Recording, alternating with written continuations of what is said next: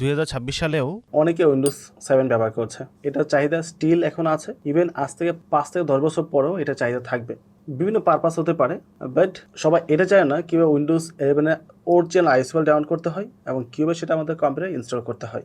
যদিও এখন বর্তমানে অফিসিয়াল ওয়েবসাইটে আপনি উইন্ডোজ 7 এর অফিসিয়াল আইএসওএলটি পাবেন না। এটা একটা প্রসেস আমি অনেক আগেই দেখিয়েছিলাম আমার মেন চ্যানেলের মধ্যে। যদিও এখানে কিছু ঝামেলা হয়েছে, অনেকে ডাউনলোড করতে পারে না, বাট এই আইএসওএলটি আমার ওয়েবসাইটে দেওয়া আছে, অরিজিনাল ফাইলটি। আপনি চাইলে আমার ওয়েবসাইটেও ডাউনলোড করে আইএসও ফাইলটি আপনার কম্পিউটারে ইনস্টল করতে পারেন। It's up to you. আমার ওয়েবসাইটে হচ্ছে rirobinbd.com। আমার ওয়েবসাইটে গিয়ে উইন্ডোজ 7 লিখে সার্চ করলে পেয়ে যাবেন। সো উইন্ডোজ 7 আপনার কম্পিউটারে কীভাবে ইনস্টল করবেন তার প্রত্যেকটা স্টেপ আমরা কম্পিউটার স্ক্রিন থেকে আলোচনা করব। আমি চলে আসলাম কম্পিউটার স্ক্রিনে। তো আপনার কম্পিউটার উইন্ডোজ 7 যদি সেট আপ করতে চান তাহলে স্টেপ বাই স্টেপ ভিডিওকে ফলো করতে হবে। এখানে আমরা ডাউনলোড থেকে ইনস্টল পর্যন্ত ফুল প্রসেস দেখাবো।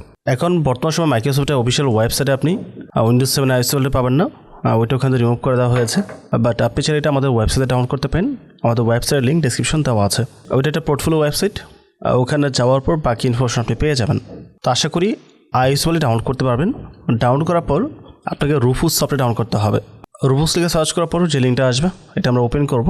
তারপর নিচের দিকে আসবো, এখানে প্রথম যে ভার্সনটা আছে এটা হচ্ছে আপডেট, এটি আমরা ডাউনলোড করব। ক্লিক করার পর ডাউনলোড অপশন চলে আসবে, স্টার্ট ডাউনলোড হয়ে গেছে। তো আমাদের আইএসওএল হয়ে গেছে, রুফুস সফটওয়্যার হয়ে গেছে।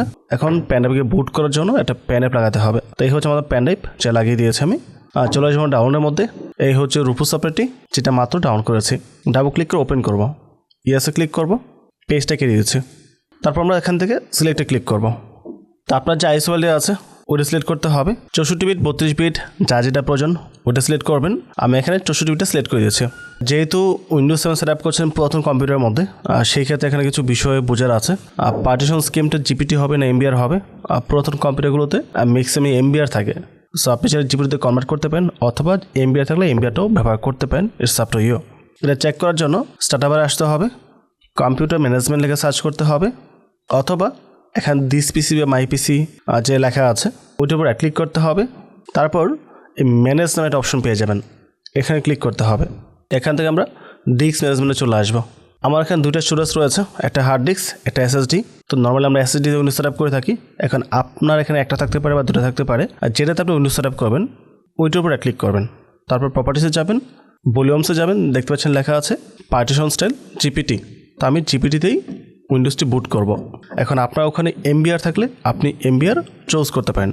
ওকে, তো আমি জিপিটি রেখে স্টার্টে ক্লিক করছি, ওকে প্রেস করব। এখন প্যানেলটি ফরম্যাট হবে। ফরম্যাট হওয়ার পর উইন্ডোজ 7 এখানে বুট হয়ে যাবে। ওকে, দেখতে পাচ্ছেন অনেকক্ষণ ওয়েট করার পর এখানে রেডি লেখা চলে আসছে। তার মানে আমাদের প্যানেলটি এখন রেডি হয়ে গেছে।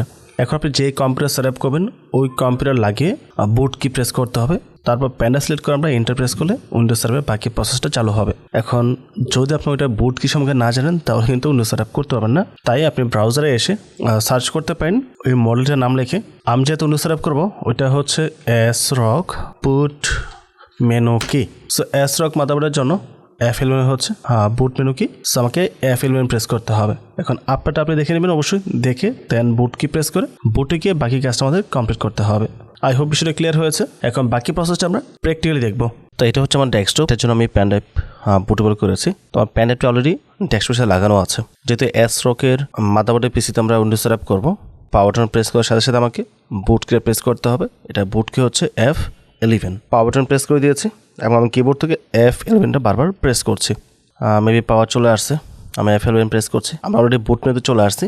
দেখেন সেকেন্ডারি দেখতে পাচ্ছেন ইউএসবি, এটা দিয়ে ইন্টারপ্রেস করে উইন্ডোজ সেট আপ হবে না, আমাদের যেতে হবে UEFI। যেটা বুটের এই বিষয়টা আসলে এক এক কম্পিউটার এক এক রকম থাকবে, এটা সবার সাথে ম্যাচ করবে না। তো এই বিষয়টা আপনাকে একটু খুঁজে বের করে নিতে হবে বা দেখে নিতে হবে। যদি এরকম মাল্টিপল অপশন থাকে আপনি ইউএসবি দিয়ে ট্রাই করতে পারেন, যদি হয় তাহলে তো ভালো, আর যদি না হয় তাহলে তারপরে UEFI থাকতে পারে এরকম অপশন, সেক্ষেত্রে ওটা দিয়ে ইন্টারপ্রেস করেন হয়ে যাবে।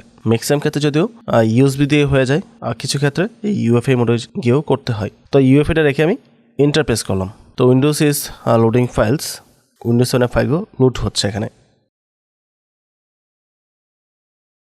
স্টার্টিং উইন্ডোজ, এখানে দেখতে পাচ্ছেন ল্যাঙ্গুয়েজ রয়েছে ইংলিশ, তারপর টাইম জোন ইংলিশ ফরম্যাটে রয়েছে এবং কিবোর্ড হচ্ছে US, ঠিকঠাকই আছে। আমরা জাস্ট নেক্সটে ক্লিক করব। ইনস্টল নাওতে ক্লিক করছি, এখানে আমরা টিকমার্ক দেবো, দেন নেক্সটে ক্লিক করব। কাস্টমে আসবো, পার্টিশন 3 ডিফল্ট সিলেক্ট হয়ে গেছে। এটা হচ্ছে মূলত আমাদের উইন্ডোজের সি ড্রাইভ। তো এটা জাস্ট ফরম্যাট করব, তার জন্য এই অ্যাডভান্সড অপশন চলে আসবো, ফরম্যাটে ক্লিক করব, ওকে প্রেস করব। অন্য কোথাও টাচ করার প্রয়োজন নেই, জাস্ট ফরম্যাট করে আপনি নেক্সটে ক্লিক করেন। এখন উইন্ডোজ সার্ভার প্রসেসটা শুরু হয়ে গেছে, এটা 100% হবে, এখানে একটু সময় লাগবে, আপনাকে অবশ্যই ওয়েট করতে হবে তার জন্য।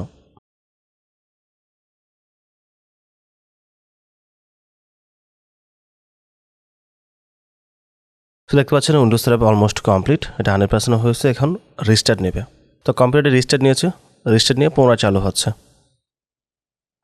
এখানে আপনাকে কিছুই করতে হবে না, জাস্ট ওয়েট করতে হবে।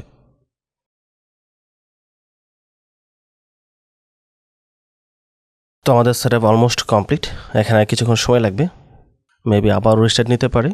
তো রিস্টার্ট বারবার হতে পারে উইন্ডোজ সার্ভারের সময়, এটা কোনো বিষয় না, আপনাকে জাস্ট ওয়েট করতে হবে। অ্যাগেন কম্পিউটার রিস্টার্ট নিয়েছে, আর রিস্টার্ট নিয়ে চালু হচ্ছে। ওকে, এখানে বলছে আপনাকে ইউজার নেম টাইপ করার জন্য, তো আমি টাইপ করছি রবিন, তাই আমি ইন্টারপ্রেস করব। বলছে পাসওয়ার্ড দেওয়ার জন্য, বাট আমি এটা ইউজ যেহেতু করবো না তাই পাসওয়ার্ড দিচ্ছি না। যারা ইউজ করবেন অবশ্যই পাসওয়ার্ডটা দিয়ে নেবেন।